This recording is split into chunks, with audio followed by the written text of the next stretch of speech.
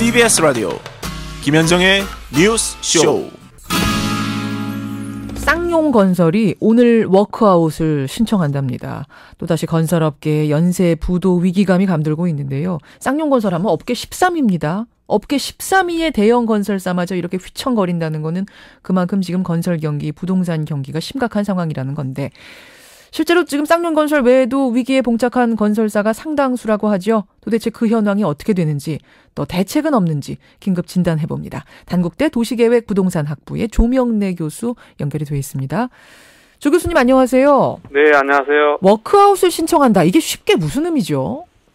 워크아웃이라는 게 우리말로 기업 구조 개선 작업이라 이렇게 부르는데요. 예. 한마디로 이제 그 빚이 많이 져가지고 빚을 갚을 수 없으면 그 빚을 준 그 채권단이 동일해서 해당 기업의 어떤 그 재무 구조라든가 구조 조정을 이제 단행하는 건데요. 1차적으로는 가장 중요한 것은 뭐 채권 회수를 이제 멈추고, 그다음에 빚을 이제 탕감해주고, 예. 그다음에 이제 감자를 하거나 출자 전환하거나, 특히 무엇보다도 이제 빚이 많이 져있기 때문에 그 채권단에서 이제 유상 증자라든가 신규 자원을 지원해가지고, 예. 무엇보다도 그 자본 잠식 상태를 벗어나도록 하는 이제 그런 절차를 밟는 것이 바로 이 워크아웃이라고 부르는 것이죠. 그러니까 채권단들한테 우리가 지금부터 열심히 구조조정도 하고 기업 회생해볼 테니까 조금만 더 부도 면하게 연기해 주세요. 호소하는 거네요. 쉽게 말해서. 네, 그런 것이라고 봐야 되겠죠. 쌍용건설의 워크아웃 신청 보면서 많은 분들이 아니 쌍용건설이 이럴 수가 하고 많이들 놀랐는데, 교수님은 근데 이미 예견된 거라고 하셨네요.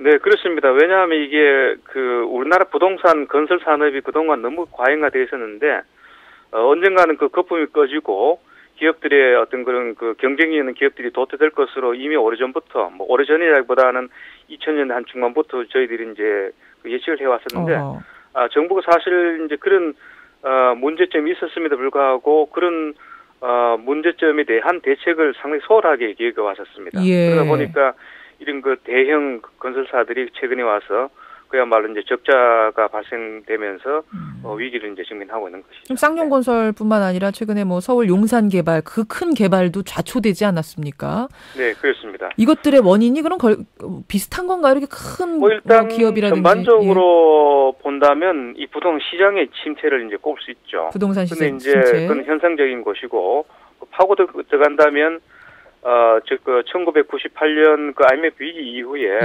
우리나라 건설 산업이 너무 이렇게 과잉화됐습니다. 이를테면 그 종합 건설업체 수만 보더라도 97년에 한 3,800여 개의 정도에 불과했었는데, 한 2005년에는 한 1,300여 개로 한 3,400가 증가했고요. 그다음에 2011년에는 조금 줄어서 한 1,100여 개가 됐습니다만, 그럼에도 불구하고 11,000여 개 말씀하시는 거예요? 11,000여 개? 그렇죠. 11,000여 개 되는데, 요거는 종합 건설사만 좁혀서 말씀드린 거고요. 전체 건설사는 한 6만 개 정도 됩니다. 어쨌든 간에 이렇게 많은 건설사가 있는데 최근에 와서 이제 부동산 경기가 이제 위축되면서 수요가 급감하는 것이죠. 그러다 보니까 사업이 줄고 수익이 급감하고 적재 기업이 이제 속출하는 것인데, 그럼 대기업이나 중소기업이나 피해갈 수 없단 말씀이네요. 네, 그렇습니다. 너무나 많으니까 그 수가.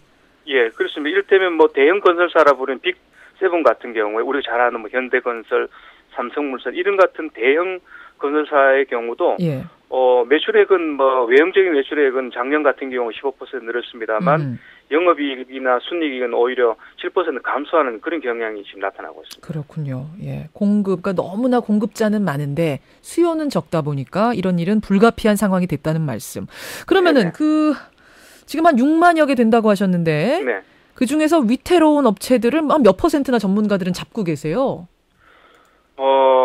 지금 이미 그 100대 건설사 중에서 이 법정 관리라든가 워크아웃 들어간 것이 이제 23곳이고요. 100개 기업 중에 23개나 들어갔습니까? 이미 들어가 있습니다. 들어가 있고, 그다음에 최근에 동양그룹이라든가 한일건설 같은 3개의 그룹이 이제 구조조정에 들어갔고, 그다음에 20대 건설사의 경우에는 지금 쌍용건설이 워크아웃 들어갑니다만, 최근에 이미 16위에 해당하는 금호건설이 지금 워크아웃이 들어갔고요. 그랬죠. 그래서 현재 지금 금융업계에서는 한 7, 8개가 지금 부도위기를 이제 곧 직면할 것으로 예측하고 있고요. 그래서 이 전반적으로 건설업체 중에 지금 사실상 이 반 정도가 식물 상태라고 이야기하고 있습니다. 반 정도가 식물 상태라고요. 2011년 같은 경우에 종합건설사 중에 25%가 이 공사 수주를 한 건도 못한 그런 업체 수가 25%에 해당할 정도로 이 건설업 전반이 지금 사실은 어렵다고 봐야 되겠죠. 한 건도 한 해 동안 한 건도 못했다는 건 그냥 정말 간판만 걸어놓는다는 얘기잖아요. 그렇습니다. 그게 전체 종합건설업체 중에서 25%가 그렇습니다. 아까 빅3 얘기하셨는데 빅3 중에도 위기 상태인 데가 있습니까? 지금 뭐 대형 건설사 같은 경우에는 이제 그룹에서 운영하는 이제 그런 것이 많기 때문에. 빅7이라고 하셨군요. 예. 예. 아직까지는 뭐, 이 부도까지는 아니죠. 왜냐하면 이 그룹 내에서 여러 가지 어떤 지원이 있으니까. 변동 같은 이기 때문에. 네. 예.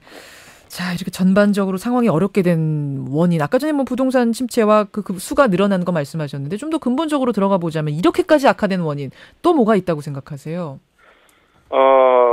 일단은 뭐 이게 부동산 건설업이 과잉화됐다는 것은 이제 우리가 다 아는 사실인데, 왜냐하면 우리나라의 공급주의 부동산 정책은, 건설 정책은 70년대부터 지난 한 40년간 이렇게 추진해 왔었습니다. 예. 그렇게 해서 그 세계 어느 나라에 비해서도 이 건설 산업이 과잉화되어 있는데, 이를테면 OECD에서의 그 건설 산업은 평균 그 규모가 한 전체 이 GDP의 한 9.1%에 해당합니다만, 예. 우리나라 같은 경우에 95년부터 2006년 사이에 부동산 건설업이 한참 이렇게 팽창할 때는 그것에 배에 해당할 정도로 굉장히 과잉 팽창돼 있었습니다. 왜 정부에서 그렇게 키웠습니까?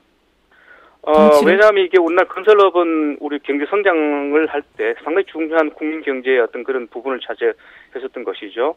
그렇게 해서 정부가 이 부동산 건설업이 어렵다는 것을 알면서도 이것이 갖고 있는 여러 가지 어떤 국민 경제에 대한 그 효과 때문에 그걸 하루아침에 이렇게 그 구조조정하는 조치를 아주 그 강도 높게 못했던 겁니다. 그러니까 단기간에 일자리 만들고 뭐 이런 것들 생각하니까 멀리를 못 내다봤단 말씀이시군요. 예, 특히 그런 기회를 놓친 대표적인 정부가 이명박 정부입니다. 예. 이명박 정부 같은 경우에는 아마 2007년부터 사실 첫 번째로 그러니까 부동시장을 바꾸기 위해서 손대할 부분으로서 건설 산업의 구조조정을 이렇게 딱 정해놨었습니다만 실제 뚜껑을 열고 사업을 추진할 때, 정책을 추진할 때는 오히려 역으로 건설업을 구제하고 부양하는 정책을 펴왔던 겁니다. 그렇게 해서 뭐 공적 자금을 투입해가지고 미분양을 매입하고 뭐 유동성을 지원하고 거래 활성화가 함으로써 오히려 이 기업체 건설업에 대해서 잘못된 신호를 줬던 거예요. 그러다 보니까 이게 뭐 시장이 좋아지고 정책을 자꾸 지원을 받는다 생각하니까 건설업들이 구조조정하지 않고 계속 위기를 숨겨왔던 겁니다. 아하. 그럼 교수님은 지금이라도 구조조정을 시급히 해야 된다 이렇게 보십니까? 저는 뭐 옛날부터 그건 참 오래전부터 주장을 했었는데요. 다시 말씀드린다면 이 우리나라 전체 국민 경제 중에서 이 건설 산업이 너무 과잉화되어 있어요. 그래서 우리 경제가 질적으로 성장하기 위해서는 상당히 대행적인 이 건설업을 일정하게 좀 정리를 해야 된다는 것이 제 평소에 이제 주장에 늘 저는 정부에 대해서 욕을 하고 있습니다. 만약 여기서 줄인다면 얼마나 줄여야 된다고 생각하세요? 이건 정확하게 이렇게 말씀드릴 수 없는데요. 지금 현재 건설업체 현재 수가 우리가 GDP에서 건설업이 차지하는 것이 18%라고 제가 말씀드렸지 않습니까? 이게 OECD 평균의 2배가 되는 겁니다. 그리고 현재 지금 건설 부분에 업체의 반 정도가 중병을 앓고 있다는 것이 그만큼 OECD 국가에 비해서는 2배는 팽창돼 있다는 이야기고. 그럼 반 정도를 줄여야 된다고 생각하십니까? 뭐 이론적으로 본다면 그런 것인데 현실적으로는 그 정도는 안 될 것 같고요. 이명박 정부 때는 한 뭐 300-400개 정도 이렇게 목표를 정했었던 그런 시절이 있었습니다. 이대로 그냥 두면은 이게 어느 순간에 그야말로 줄도산으로 터져버릴 거라고 한계점에 봉착할 거라고 생각하시는 거예요. 그렇죠. 지금 특히 이제 이 건설업체의 부도가 위기라든가 부도가 주로 중소업체에서 시작돼가지고 지금 20대에 해당하는 그런 기업들로 옮겨가는 대형 기업으로 옮겨가는 이런 추세에는 부동산 건설업 자체가 전반적으로 지금 어려지면서 지금 부도가 이제 있는 이제 단계라고 봐야 되겠죠. 근데 이제 말로는 쉽습니다. 구조조정 하라. 살 수 있는 기업만 살려라. 근데 구조조정 당장 하면 줄줄이 하청업체까지 줄도산하고 이거 너무나 파급력이 큰 거 아닌가요? 뭐 그렇습니다. 그렇게 해서 이제 정부가 지금까지 이 건설업의 구조조정을 상당히 늦춰왔었는데요. 다시 말씀드려서 서민 경제와의 밀접한 관계 때문에 그런데 문제는 과거에는 이게 그 우리나라 공급주의 어떤 정책을 펴던 시절에는 건설업이 스스로 공급을 창출했었습니다. 예, 예. 근데 지금은 공급을 창출해도 그것이 일자리 이어지거나 관련 산업이 생겨나거나 그렇지 않다는 것이죠. 오히려 수익성이 악화되면서 지금 같은 위기가 속출하기 때문에 이것이 건설업 자체의 부분적으로 활성화에 도움될지 모르겠습니다만 전반적으로 지금 수익성이 악화되는 그런 상태에서는 예. 오히려 국민 경제에 더 많은 어려움을 줄 수 있는 겁니다. 오히려 지금 현재 건설업체의 이 규모가 어느 정도냐? 이제 전국의 중국집 우리 이제 중국 음식 많이 애용하지 않습니까? 예, 그 중국집 수가 한 2만 4천여 개에 해당하는데 예. 그것은 2.4배가 됩니다. 그다음에 전국 편의점의 수가 지금 한 1만 4천여 개 되는데 그것 400개 정도 되죠. 무슨 그만큼 말씀이신지 많이 알겠네요. 팽창돼 있어가지고 예, 예. 그 팽창된 공급 구조를 그대로 유지하기 위해서는 그만 활성화돼야 되고 가격이 올라야 되는데 이래 되면 지금 부동시장이 또 하락화되면 그만큼 국민 경제에 어려움이 있는 것이죠. 따라서 교수님 지금 여기까지 말씀 드려야겠네요. 예, 예. 네. 무슨 말씀이신지 알겠습니다. 오늘 고맙습니다. 네, 감사합니다.